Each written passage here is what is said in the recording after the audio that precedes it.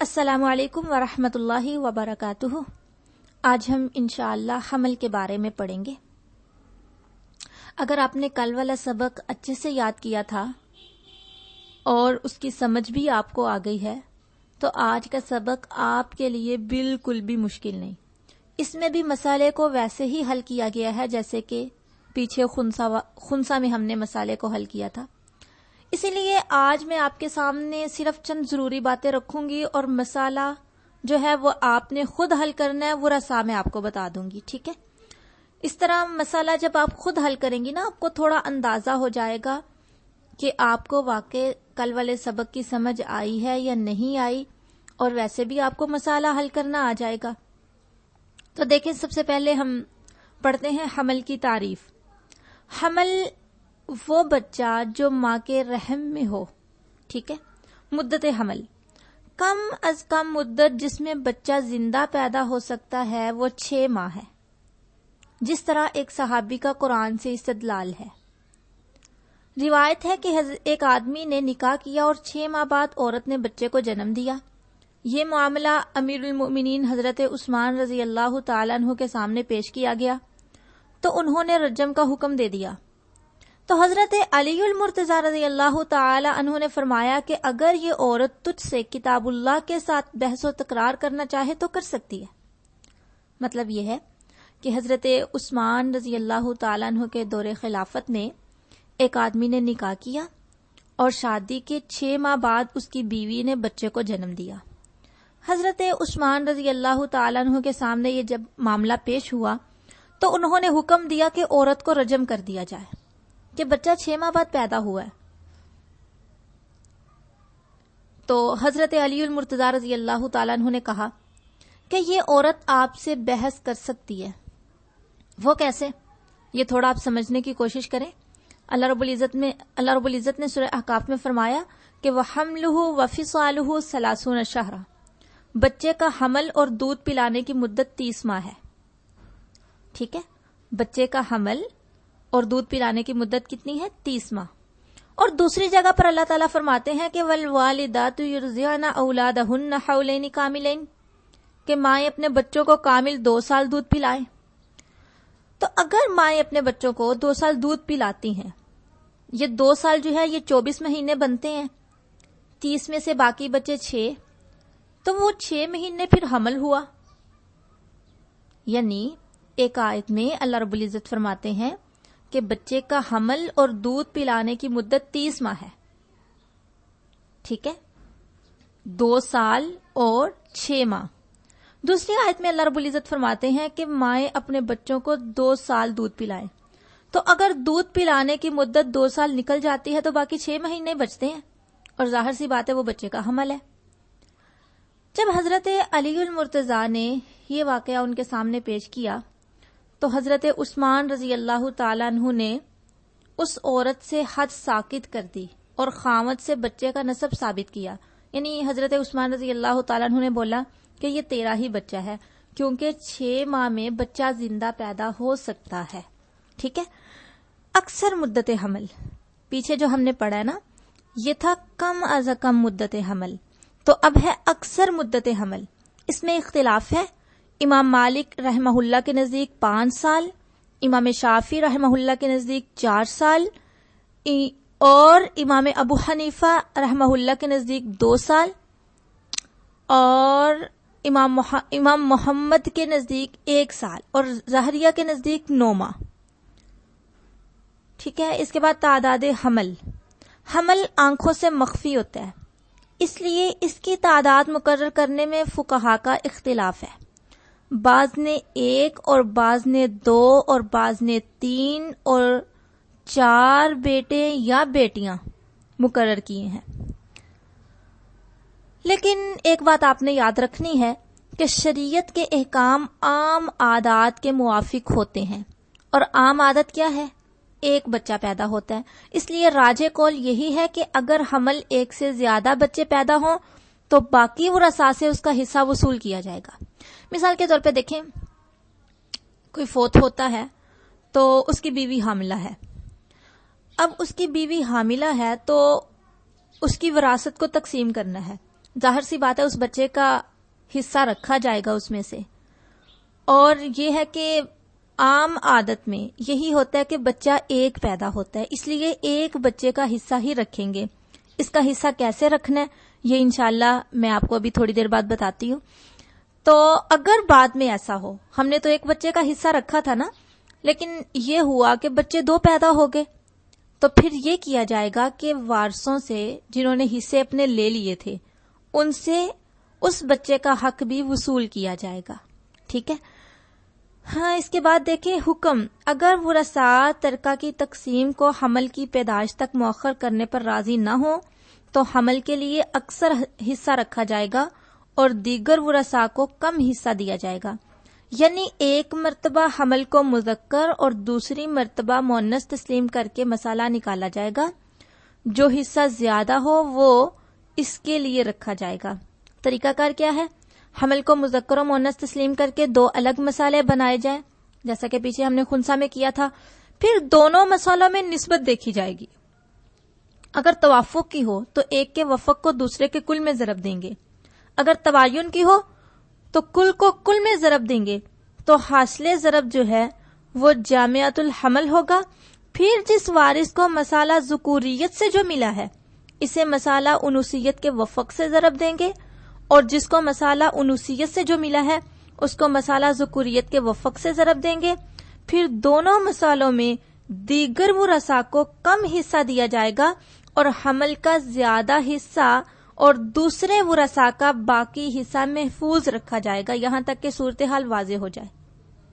یہ بالکل وہی طریقہ ہے جو ہم نے پیچھے خنثی میں پڑھا تھا نا، سیم وہی طریقہ ہے. اس لیے اس کا مسئلہ آپ نے خود حل کرنا ہے. ورثاء میں آپ کو بتا دیتی ہوں: بیوی، ماں، باپ، بیٹی اور حمل مذکر. ایک دفعہ اسے حمل مذکر لکھیں گے ورثاء میں، تو مسئلہ انوثیت میں ہم اسے حمل مؤنث لکھیں گے. ٹھیک ہے. تو اس کو آپ نے حل خود کرنا ہے. اگر کسی بھی چیز کی سمجھ نہ آئے تو آپ پوچھ سکتی ہیں. اس کے بعد دیکھیں وراثت حمل کی شرائط. حمل کے وارث بننے کی 2 شرطیں ہیں. اچھا، جو حمل ہے وہ وارث بن رہا ہو یا اس کا کوئی وارث بن رہا ہو، اس کی 2 شرطیں ہیں. مورث کی موت کے وقت حمل کا وجود ہو، خواہ نطفہ کی حالت میں ہو.